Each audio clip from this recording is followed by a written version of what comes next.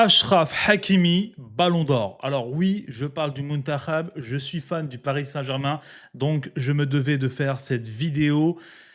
Est-ce que Achraf Hakimi mérite le Ballon d'Or? Est-ce qu'il va le prendre? C'est vraiment deux questions qui sont différentes entre vouloir et pouvoir. Voilà, est-ce qu'on est aligné à ce niveau-là?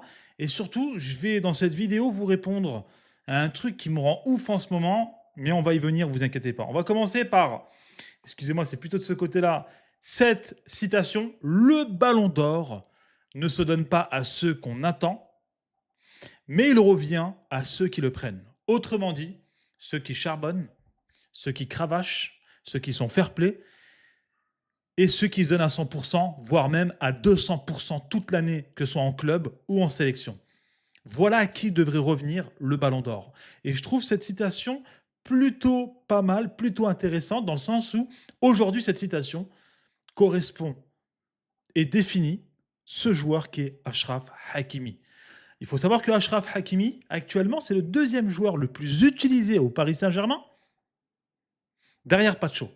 Et attention, ce mec, c'est un latéral. Ça veut dire que son rôle, contrairement à Pacho qui est un défenseur, son rôle, les gars, c'est de faire des allers-retours constamment, constamment, constamment. Apporter le surnombre en attaque, mais aussi revenir en arrière pour défendre.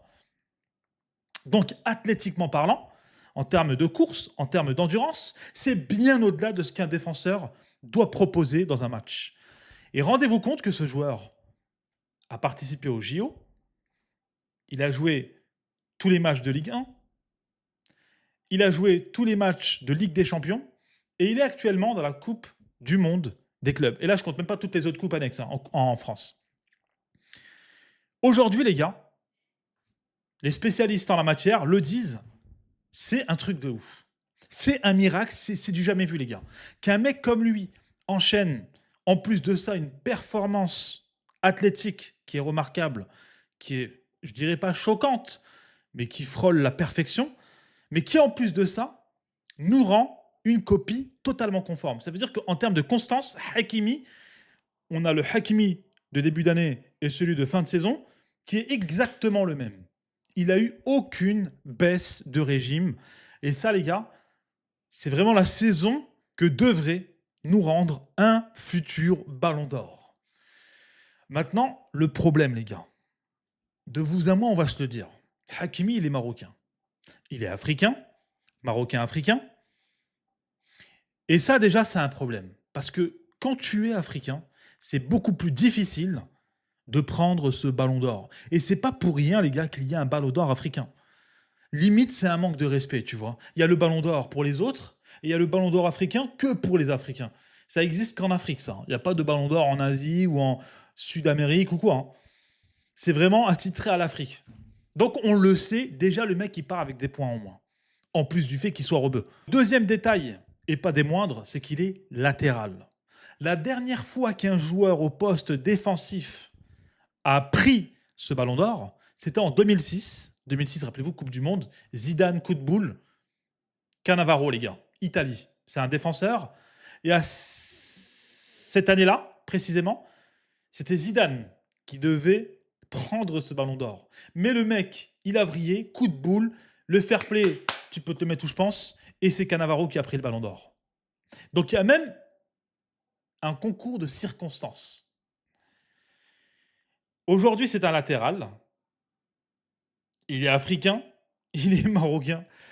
Donc pour moi, je vous le dis tout de suite, il terminera dans le top 3, mais je ne pense pas qu'il prendra. Mais je pousserai cette propagande Hakimi Ballon d'Or jusqu'au bout, parce que pour moi, il le mérite amplement. Maintenant, on va parler de l'aspect fair play. Le mec, on le voit, il est hnin. Il est droit dans ses bottes. Il est toujours souriant, il est respectueux, il n'y a jamais d'histoire bizarre. Et les seules histoires bizarres qu'on a entendues, elles ont été debunkées, c'était des fake news. Des gens qui ont voulu lui nuire. Le mec, il est vice-capitaine du Paris Saint-Germain, juste derrière Marquinhos. Marquinhos, on sent que voilà, il est sur la fin au Paris Saint-Germain, donc c'est lui qui va reprendre le lead de cette équipe, les gars. Je ne sais pas si vous vous rendez compte. Et au Maroc, c'est lui le capitaine. Donc c'est un leader dans l'âme, en devenir, au Paris Saint-Germain. Et il performe. Et en termes de constance, il est au-dessus de tous les autres joueurs du Paris Saint-Germain. Parce que, disons-le clairement, les gars, il y a 3 joueurs au Paris Saint-Germain qui peuvent prendre le ballon d'or. Ousmane Dembélé, Vitinha, Hakimi. Mais en termes de constance, Hakimi, il est bien au-delà de tous les autres. Maintenant, j'en profite, parce qu'on a parlé de Ousmane Dembélé.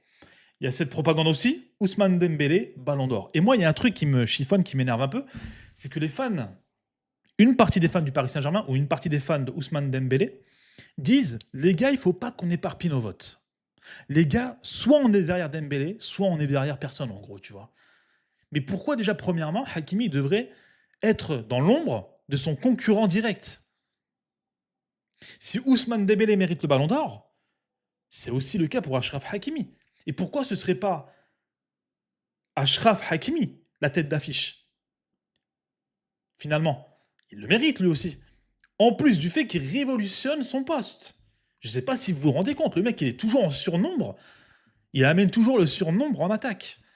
Et en plus de ça, il doit faire les efforts défensifs pour revenir à chaque fois. Le mec, tabarakallah, il a un physique athlétique, c'est du jamais vu. Je crois que j'ai jamais vu ça. Ouais, je pense que j'ai jamais vu ça dans le monde du football. Ouais, peut-être Walker récemment, au même poste, mais ça se discute encore. Mais bref. Donc le mec, on lui demande beaucoup plus d'efforts, il met des buts, il fait des passes D, il défend, il attaque. Il est indispensable à cette équipe du Paris Saint-Germain. Aujourd'hui, tu m'enlèves Achraf Hakimi, il n'y a pas de Ligue des Champions parce que les buts qu'il a apportés en Ligue des Champions ont été capitaux pour cette Ligue des Champions, pour ce trophée. Ousmane Dembélé, je suis désolé, déjà, il n'a pas la constance de Achraf Hakimi. Il s'est réveillé qu'en milieu de saison. Mais en plus de ça, en Ligue des Champions, il n'a pas été forcément décisif. Donc on fait quoi, les gars, les fans de Ousmane Dembélé, on fait quoi? On se range derrière Ousmane ou on se range derrière Achraf Hakimi? Donc non, cette technique, parce que moi c'est une technique, de dire que non, il ne faut pas éparpiller les votes, on se met derrière Ousmane. Non, les gars, ça c'est du bidon, c'est n'importe quoi ça. Parce que si on se base sur les chiffres, sur la constance, sur le fair play et tous les éléments qu'on doit prendre en compte, bah dans ces cas-là, Achraf Hakimi, il mérite autant que Ousmane Dembélé. Et attention, si Ousmane Dembélé il prend le ballon d'or, moi je serais content pour lui. Je suis un fan du Paris Saint-Germain et j'aime le joueur. Mais pour moi, Achraf Hakimi mérite autant que lui. Et cette excuse de ne pas éparpiller les votes, c'est n'importe quoi.